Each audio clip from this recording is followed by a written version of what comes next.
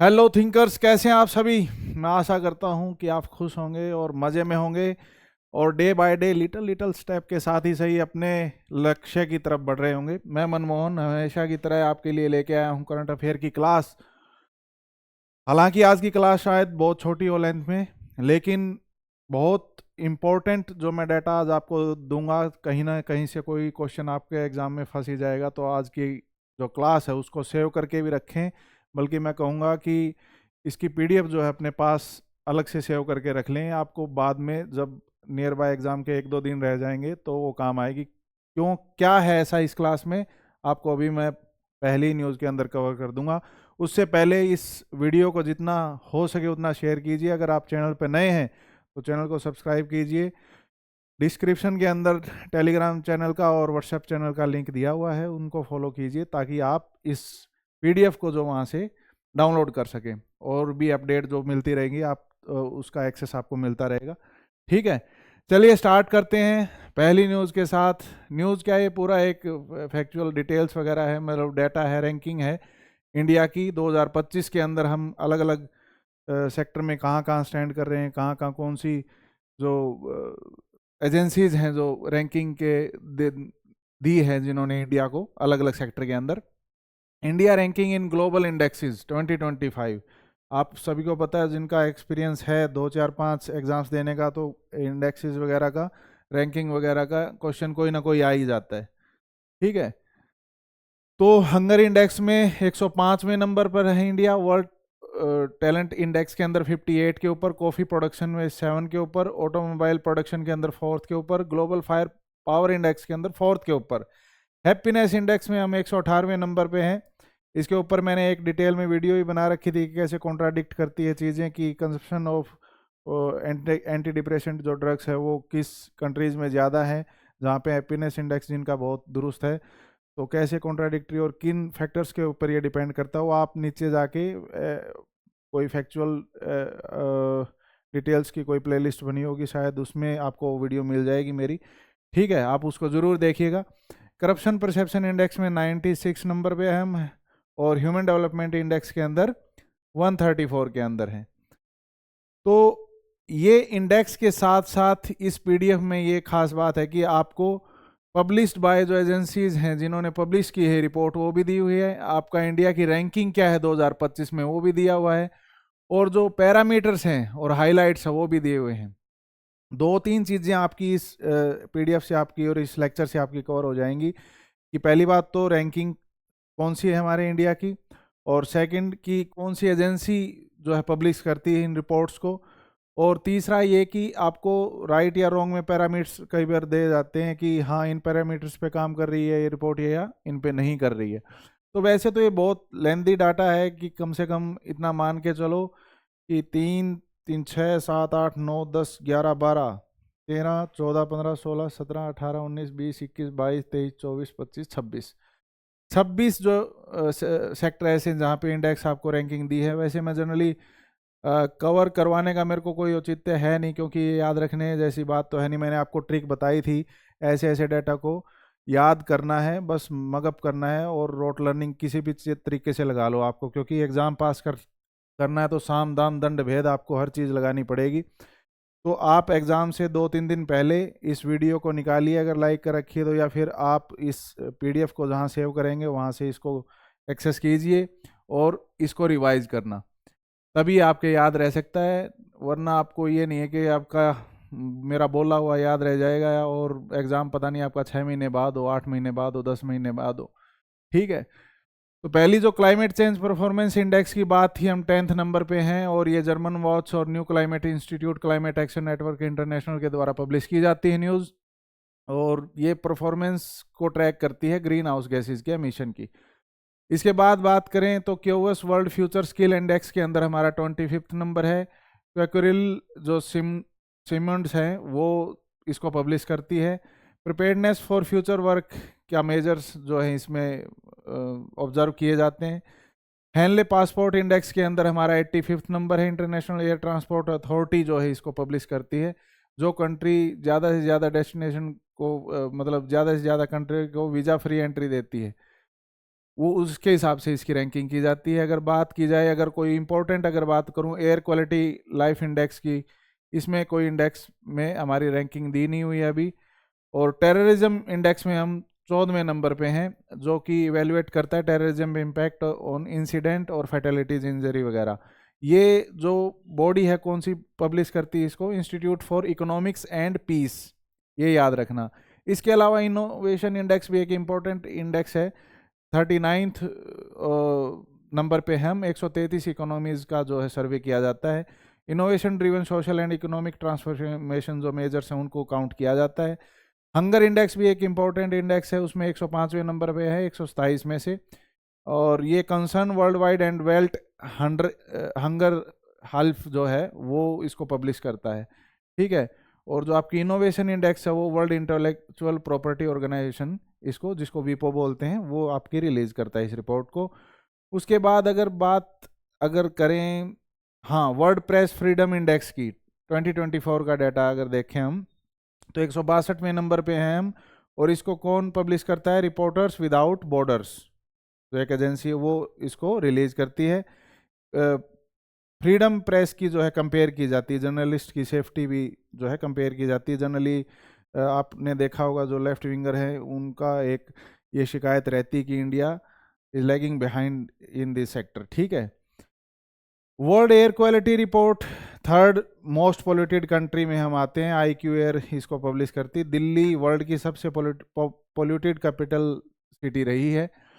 उसके बाद अगर बात करें तो ऐसा कौन सा ह्यूमन डेवलपमेंट इंडेक्स को मैंने आपको ऊपर भी बता दिया था, लेकिन इसको रिलीज कौन करता है रिपोर्ट को, यूनाइटेड नेशन डेवलपमेंट प्रोग्राम, ठीक है। 134वें नंबर पे हैं हम। 193 कंट्री का जो है एसेस होता है, असेसमेंट होती है इसमें। और जेंडर इक्वालिटी का भी एक इम्पोर्टेंट इंडेक्स है, ये UNDP इसको जो यूनाइटेड नेशन डेवलपमेंट प्रोग्राम ही रिलीज करता है। 108 नंबर पे हैं हम। 193 कंट्रीज का सर्वे होता है। इसमें रिप्रोडक्टिव हेल्थ एम्पावरमेंट और लेबर मार्केट पार्टिसिपेशन वगैरह जो है काउंट किया जाता है। इसके बाद आते हैं वर्ल्ड हैप्पीनेस रिपोर्ट का भी मैंने आपको बता दिया था। उसके बाद रूल ऑफ लॉ इंडेक्स जो है वर्ल्ड जस्टिस प्रोजेक्ट के अंदर जो है काउंट होता है। मैंने आपको शायद 2 या 3-4 क्लास पहले आपको ये कवर करवाया था अच्छे से, ठीक है। इसके बाद ऐसी कौन सी है जो आपको, ये वर्ल्ड इकोनॉमिक आउटलुक भी मैंने आपको कवर करवाया था, इंटरनेशनल मॉनेटरी फंड इसको रिलीज करता है, ठीक है। लॉजिस्टिक परफॉर्मेंस, बाकी तो मेजर जो मैंने आपको यहाँ कवर करवा दिए, आप जूम करके आप देख सकते हैं इसको। और बाकी मैंने आपको बता दिया कि टेलीग्राम चैनल के ऊपर हमारी ये PDF आपको मिल जाएगी। लिंक जो है टेलीग्राम चैनल का इस वीडियो की डिस्क्रिप्शन में आपको मिल जाएगा, वहाँ से आप इसको डाउनलोड कर सकते हैं। और मैं आपको रिक्वेस्ट करूँगा कि अगर आपको कोई भी रिस्क नहीं लेना है, कोई 1-2 क्वेश्चन से भी कई बार मार्जिन से ही रहता है, बाकी तो पढ़ने वाला बच्चा तो बाकी तो भाई जिनका गैप ही 20-20, 30-30 नंबर का हो, तो बच्चे को मेहनत की ज़्यादा ज़रूरत है। तो मैं नहीं चाहता कि आप कोई भी रिस्क लें। आप एग्ज़ाम से 2-3 दिन पहले इस PDF को ज़रूर एक बार टैली करके जाएं, ठीक है। इसमें देखा जाए तो हमारी जो टॉप स्ट्रेंथ है वो क्लाइमेट परफॉर्मेंस के अंदर है, क्योंकि हमारी 10th रैंक है उसके अंदर। और मिलिट्री कैपेबिलिटी के अंदर हम 4th नंबर पे हैं। इनोवेशन भी हमारी एक स्ट्रेंथ है, क्योंकि 39th नंबर पे हम। लेकिन अगर देखा जाए रैंक में प्रेस की फ्रीडम एक पुअरली परफॉर्म कर रहे हैं हम, 162वें नंबर पे हैं। हंगर इंडेक्स में 105वें नंबर पे है। और ह्यूमन डेवलपमेंट इंडेक्स में हम 134वें नंबर पे है, जो कि एक सोशल और गवर्नेंस चैलेंज के रूप में एक तरीके से हमें दिख रहा है कि भाई हम कहीं ना कहीं इन सेक्टर के अंदर कुछ अच्छा नहीं कर पा रहे, और इनके अंदर और भी मेहनत करने की ज़रूरत है, और भी जो रूल्स वगैरह हैं उनको इम्प्लीमेंट अच्छे से करने की ज़रूरत है। इसके बाद अगर न्यूज़ देखें, इंडिया होस्ट करने जा रहा है 2nd WHO traditional medicine global summit को नई दिल्ली के अंदर दिसंबर 17 से 19 को भाई, ठीक है। ये ग्लोबल समिट जो है भारत मंडपम जो कि दिल्ली के अंदर है वहाँ होने जा रही है दिसंबर के अंदर। और को होस्टेड बाय WHO को होस्ट करेगा इसको, और India's ministry of Ayush ministry इसके साथ ही को होस्ट करेगी। समिट की थीम रहेगी restoring balance the science and practice of health and wellbeing, ये थीम रही इसकी। और इसके अलावा बात की जाए तो ये जो इवेंट है ये मेनली एम इसका क्या है, WHO का जो ग्लोबल ट्रेडिशनल मेडिसिन स्ट्रेटेजी है 2025 से 34 की, उसको थोड़ा सा और रिगरस वे में और पॉजिटिव वे में प्रमोट करना, और ग्लोबल जो डायलॉग है ट्रेडिशनल और इंटीग्रेटिव मेडिसिन का, उनको अच्छी तरीके से इम्प्लीमेंट करना इसका मेन एम है। और एनकरेज करेगा ये सबमिट एविडेंस बेस्ड रिसर्च को, जो कि ट्रेडिशनल मेडिसिन का यूज जो है नेशनल और ग्लोबल लेवल पे उसका अच्छे तरीके से हो, ताकि ग्लोबल लेवल पे हेल्थ सिस्टम और भी ज़्यादा दुरुस्त हो। ठीक है, चलिए जी नेक्स्ट आपकी न्यूज़ है वर्ल्ड न्यूमोनिया डे 2025 जो ऑब्जर्व किया जाता है 12 नवंबर को। पहली बार इसको ऑब्जर्व किया गया था 12 नवंबर 2009 को, किसके अंडर? स्टॉप न्यूमोनिया इनिशिएटिव के अंदर, जो कि चलाया गया था किसके द्वारा? Global Coalition Against Child Pneumonia, एक तरीके से जो कि एक काफ़ी इंस्टीट्यूशन का एक जॉइंट वेंचर है और जॉइंट इनिशिएटिव था, जो कि 5 साल से बच्चे जो नीचे हैं और 5 साल के आसपास की एज जिनकी है, वो ज़्यादा थोड़े वल्नरेबल रहते हैं इस बीमारी के। तो उनको इस बीमारी से लेके मतलब उनकी डेथ्स भी होती कई बार नोट की गई है। तो उन डेथ्स को रोकने के लिए, फर्टिलिटीज़ को रोकने के लिए ये इनिशिएटिव चलाया गया था, ताकि न्यूमोनिया का एक टाइमली क्योर मिल जाए बच्चे को। ये एक बैक्टीरिया की वजह से न्यूमोनिया होता है जिसका नाम है स्ट्रेप्टोकोकस न्यूमोनिया। ठीक है, ये याद रखेंगे आप, स्ट्रेप्टोकोकस न्यूमोनिया की वजह से न्यूमोनिया जो है डिजीज फैलती है। चलिए नेक्स्ट अगर हम देखें, बेल्जियम और नीदरलैंड होस्ट करने जा रहा है 2026 का hockey world cup, FIH hockey world cup. कौन होस्ट करेगा? बेल्जियम और नीदरलैंड। जो बेल्जियम के अंदर वेवर्स बेल्फियस हॉकी एरेना है, और एम्स्टरडेम के अंदर, यानी जो आपका नीदरलैंड के अंदर एम्स्टरडेम का वेगनर स्टेडियम है, उसके अंदर ये मैच होने जा रहे हैं। और पर जेंडर की, यानी मेल और फीमेल की लगभग 16 टीमें, मतलब 16 टीम मेल की 16 टीम फीमेल की जो है फाइट करेंगी इस चीज़ के लिए। और मेंस का जो फाइनल होगा वो वेवर के अंदर होगा, ठीक है, जो कि आपका बेल्जियम के अंदर है। और वीमेंस का जो फाइनल है वो आपका एम्स्टरडेम यानी नीदरलैंड के अंदर होगा भाई। ठीक है, ये याद रखना बस। चलिए नेक्स्ट न्यूज़ है कि झारखंड अपना 25वां बर्थडे स्टेटहुड डे मनाने जा रहा है। बर्थडे बोले इसको, स्टेट बना था इस दिन। और झारखंड का किससे बना था? बिहार का जो सदर्न पार्ट है उससे अलग हुआ था सन 2000 के अंदर। और ये इंडिया का 28वां स्टेट जो था बना था भाई। आप 2-3 बात याद रखेंगे कि बिहार से बना था, 2000 में बना था 15 नवंबर को, सॉरी, और 28वां ये स्टेट था। रांची का जो मोराबादी ग्राउंड है वहाँ पे फंक्शन होगा, कल्मिनेशन होगा, वहाँ पे सेलिब्रेटरी पीरियड चलेगा। एक तरीके से 11 से 29 तक खूब धूमधाम से दिवस मनाया जाएगा। और जो मेजर डांस फॉर्म है वहाँ की वो शोकेस की जाएगी, जिनका नाम है नागपुरी डांस, संथली डांस, हो और कुरुख और ओरांव खर्चा। ठीक है, कई बार आपसे डांस फॉर्म पूछ ली जाती है, नीचे 4 ऑप्शन दिए जाएंगे कि ये बताओ कि ये कौन से स्टेट की डांस फॉर्म है, तो आपको हेल्प मिल जाएगी, ये याद रखना भाई। चलिए नेक्स्ट जो है एक एक्सरसाइज है, मिलिट्री एक्सरसाइज है विनबैक्स। विनबैक्स का मतलब आपकी इंडिया वियतनाम आर्मी एक्सरसाइज, ये एक्रोनिम की फुल फॉर्म है, इसको बोलेंगे India Vietnam army exercise VINBAX. 6ठा एडिशन होने जा रहा है हनोई वियतनाम के अंदर। अगर बात करें इस एक्सरसाइज की, तो ये Vietnam India bilateral army exercise है, जो कि एक जॉइंट मिलिट्री ट्रेनिंग इनिशिएटिव है। किस किस के बीच में? इंडिया आर्मी और वियतनाम की आर्मी के बीच में। और इंटर जो ऑपरेबिलिटी है और कोऑपरेशन, जो म्यूचुअल कोऑपरेशन है, उसकी स्ट्रेंथ को बढ़ाने के लिए और इंटरपर्सनल स्किल्स को बढ़ाने के लिए ये एक्सरसाइज की जाएगी। पहला एडिशन इसका जो विनबैक्स का है वो जबलपुर यानी MP के अंदर 2018 में हुआ था, ये याद रखना। चलिए नेक्स्ट है आपका रिफ्ट वैली फीवर। ये क्या है? ये एक जूनोटिक डिजीज है, और अभी फिलहाल WHO ने कंफर्म किया है कि रिफ्ट वैली फीवर जो है वो उसका आउटब्रेक देखने को मिला है मोरिटानिया एंड सेनेगल जगह के अंदर। अगर इसके फर्दर बात करें तो ये वायरल जूनोटिक डिजीज है जो कि पहली बार आइडेंटिफाई हुई थी केन्या के रिफ्ट वैली के अंदर 1930 के आसपास भाई। ठीक है, जो कि प्राइमरीली इफेक्ट करता है लाइव स्टॉक को और ह्यूमंस को। लाइव स्टॉक से ह्यूमंस में ये मॉस्किटो के द्वारा फैलता है, या फिर आपका जो कोई भी लार वगैरह कोई एनिमल्स की अगर उसके टच में आ जाए, ह्यूमंस के टच में, तो भी ये स्प्रेड हो सकता है। ठीक है, ये दरअसल हैवी रेन और फ्लड्स के बाद ज़्यादा ये डिजीज़ देखने को मिलती है।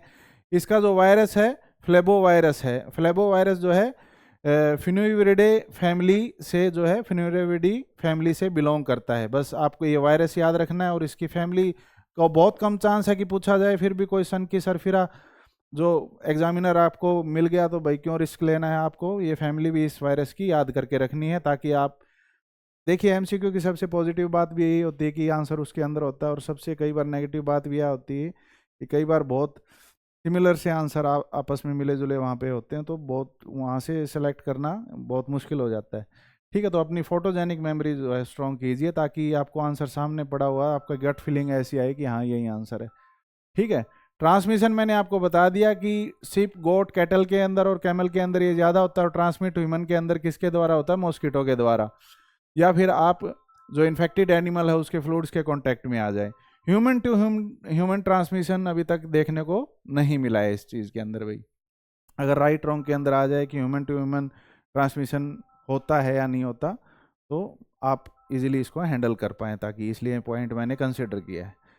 चलिए, मैंने आपको पहले ही बोला था कि बेशक से ये वीडियो छोटी है, लेकिन जो आपका स्टार्टिंग में जो इन्फॉर्मेटिव जो डिटेल्स आपको बताई गई हैं उनको याद रखना। मैं फिर आपको रिमाइंड करवा रहा हूँ कि उनको इस पीडीएफ को डाउनलोड कर लीजिए, या फिर इस वीडियो को आप लाइक करके छोड़ दीजिए, ताकि आप एग्ज़ाम्स के दिनों में इसको ट्रेस कर पाएँ, और आपके कोई ना कोई डाटा इसमें से काम ज़रूर आ सकता है किसी न किसी एग्ज़ाम के अंदर। बिल्कुल भी रिस्क नहीं लेना है, एक एक मार्क जो है वो बहुत ज़्यादा इंपॉर्टेंट होता है। कई बार बच्चे 0.1 से 0.4 से ऐसे ऐसे रह जाते हैं बिल्कुल, और फिर मौका बार बार नहीं मिलता, किस्मत हर बार दरवाज़ा नहीं खटखटाती। ठीक है, तो अपनी मेहनत पूरी जारी रखिए, कोई भी मौका मत छोड़िए, लगे रहिए इसी मेहनत के साथ, इसी एनर्जी के साथ मैं आपके साथ बना रहूँगा। आपका भी कर्तव्य बनता है कि मुझे सपोर्ट कीजिए, इस चैनल को ज़्यादा से ज़्यादा शेयर कीजिए बाकी एस्पिरेंट्स के साथ भी, ताकि उनका भी ये R&D वाला टाइम बच जाए और मैं आपकी हेल्प कर पाऊँ कुछ। और भी आगे हम कुछ इनिशिएटिव लेने वाले हैं, जल्दी मैं आपको नोटिफाई करवा दूंगा। तब तक के लिए आप पढ़ते रहिए और देखते रहिए, आई थिंक क्लास पे बने रहिए, और मिलते हैं नेक्स्ट क्लास के अंदर नए टॉपिक के साथ। Thank you, bye.